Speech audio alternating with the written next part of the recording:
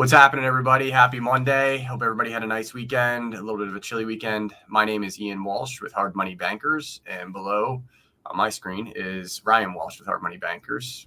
Am I above or below you on yours? You are to my Yeah, there you go. Yeah. Okay. So today I thought I'd just bring up, there's not really much going on, so I thought I would just bring up the Dow Weekly on my screen, on your screen. And there wasn't too much over the weekend. There was that terrible incident with, did you see that Travis Scott guy or whatever? I'm sounding like an old man, but do you know what I'm talking about? I'm a little bit out of it. I did not follow the news this weekend, to be honest. So I guess it's Kylie Jenner's boyfriend had a concert. The Blink-182 guy? What? Blink-182. He's the drummer from Blink-182. No. Oh, that is Travis. That's his name. I don't think it's him. I don't think he's related to it. Maybe he was like part of the show. Maybe he was like one of the. Anyways, what happened was Kylie Jenner's boyfriend puts on this show, packs everybody in densely, calls everybody up to stage. Stage collapses, and eight people die. Yeah, it's pretty. It's like apparently there's like videos that are horrifying. I don't really want to watch it, but that was news over the weekend. And he'll be charged on that. Yes. That has nothing to do with anything besides the most. That's your pop news for the weekend. Yeah, I mean, if that's what we got to talk about on the show, nothing's happened. Not much. But there is a little something lingering this week, which we need to know. So, one, I brought up the Dow Weekly. We haven't looked at the weekly. We've only really looked at the daily. If you look at the weekly from a distance here, the COVID lows are at the bottom there of the chart. And to me, this is what we just experienced ends up looking like just some consolidation that broke out. And again, I mean, in our other chart, we called it the balancing point, but this is your new point, your new pivot point that everybody's going to be reflecting on is that Evergrande bar. So, the one thing that you always kind of say or you look at with channels or trend lines is like time versus distance. So like there's like a space function on a chart, basically. Like price can only go so far before it has to reach over a certain amount of time before it has to reach another point. And in this, you can see pretty clearly it's making its way over to these, and these would look like those that cluster of lines that we had on the balancing point chart, which I could bring up, but I'm not going to. These bars right here are going to become significant, right? So as price makes its way over, you've got 3 or 4 major trend lines that are going to, be looked at. And you can always have a scenario here where, price comes straight down and hits the trend line. I mean, anything can happen. But right now, you have distance and time about to meet each other. So that's like the time space factor in a chart. The only other way that you would have kind of pulled distance away from that is a straight up move from here, which would seem unlikely. It seems more likely to come and meet the trend lines rather than run away from them. So, but again, this is the weekly. So that, it lines up to your timeline of January. So it's more like, 4 weeks, 5 weeks, 6 weeks, like in that range, you start to get, our show will become more relevant. Like our Christmas show, we'll do a Christmas show. Would be, we'll put like Christmas hats on. Would be pretty relevant, I think. Usually you have quiet Christmases, but, last year I think was, but the trade wars Christmas was not, that was not a quiet. I remember there's some big moves on like Christmas Eve. Yeah. So I think this could line up to a Christmas special. So I mean, you can actually see our viewer count is the reciprocal of this. So that circle there was our max viewer count, and it's just gone like completely reversed. Yeah, there's somebody watching this. I don't know if it's just me lining up on your show that makes it count, or you lining up on mine, but somebody's really dedicated to watching this. And it's gonna pay off. I don't know why it'll pay off, but it'll pay off. But yeah, I mean, our next viewer bump will be right there on where I just circled. That'll be the next big viewer bump right there. So, but in other news, there is a CPI, news to be worthy of this week in the markets, which is an indication of inflation, which is one of those, key things that we've been looking at for a month and a half now. Let me see.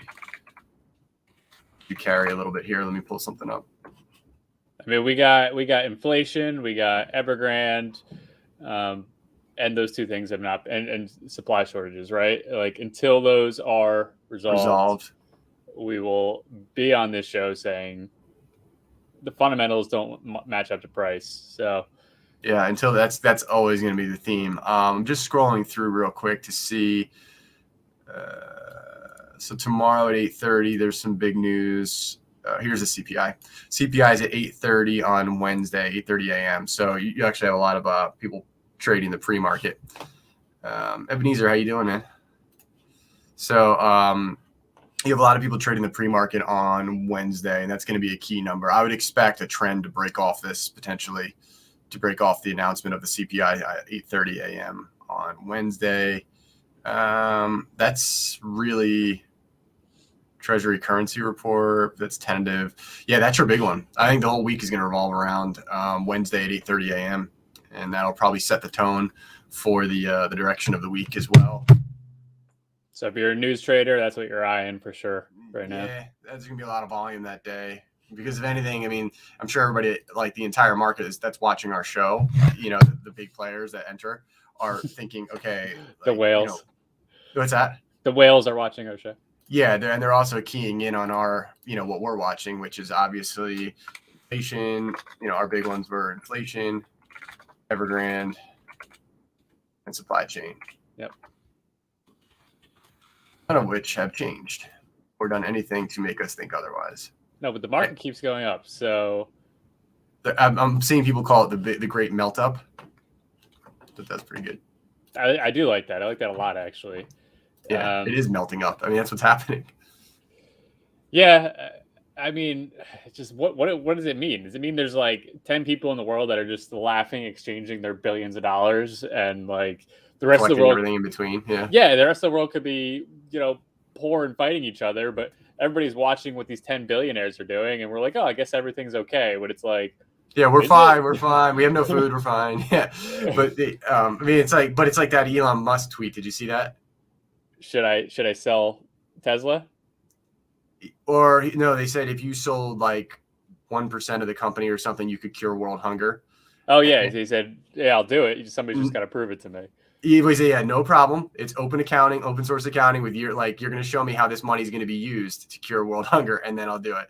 I'm not going to lie. I mean, I know everybody's got their opinion on Elon Musk. I really like how he goes about things. I just do. Like, I don't even know. Everybody likes to be, I feel like you reach true billionaire status when everybody puts you up as the big evil person. Like, I'm not giving any more money to Bezos, but it's the same thing with Elon Musk. Like, screw him, but I like the way he handles things. I just like the way I don't think to the day he dies, he's really going to care what anybody else thinks. And he won't have to, that's for sure. And doesn't appear to be influenced by anybody else either. He really just seems to kind of get an idea and do it. The only thing that I thought with him, which was interesting, was the way he trailed away from AI.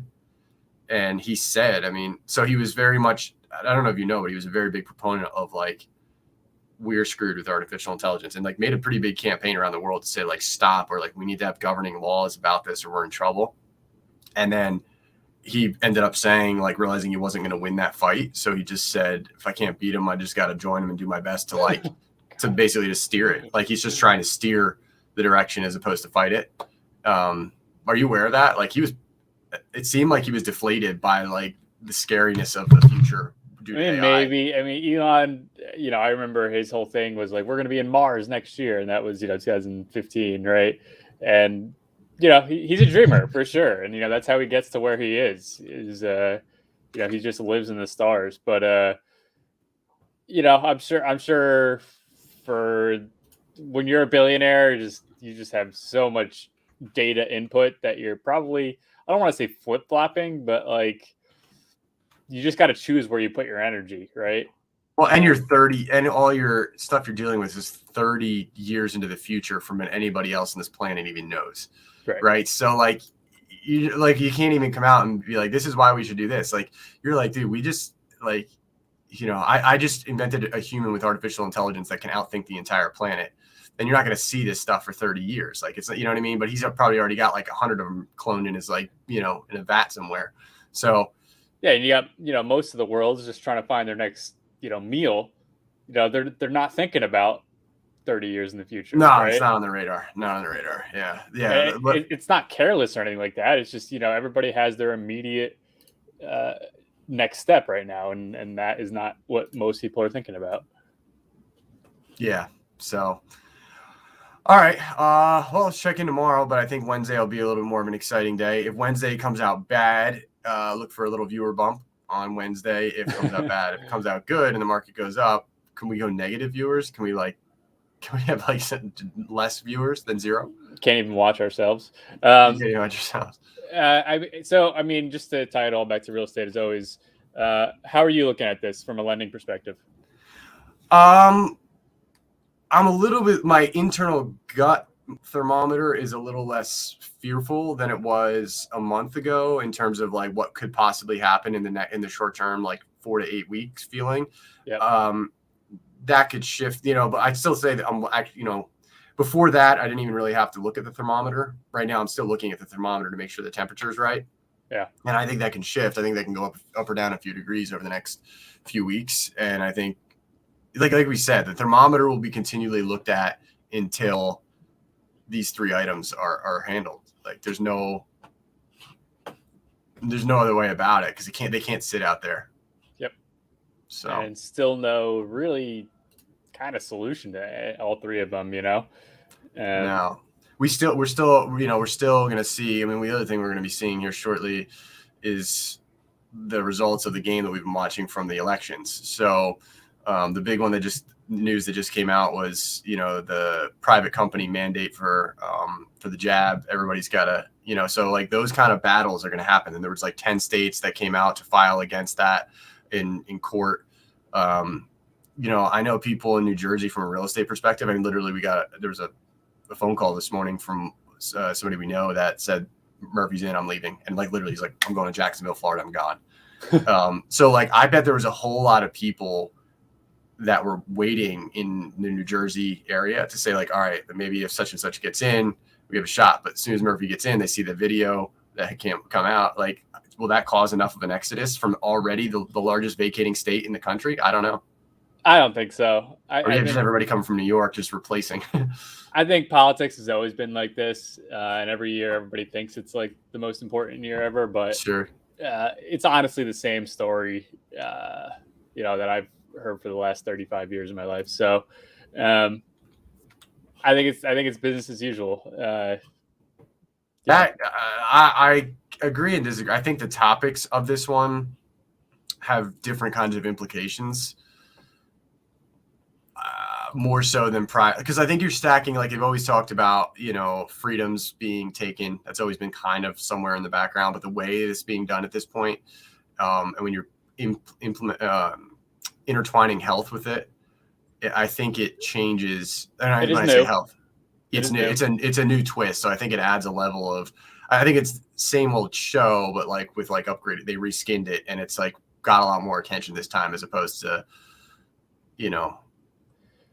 Yeah, I get your point there. I mean, it is a little different. If you just go all the way back to the 50s, 1950s. I guess I got to clarify now that we're not now that we're closer to the 50s and 2000. But you had race, that was a huge topic. Women's rights, that's a huge topic. Gay rights, it all just abortion, right? That's another big one.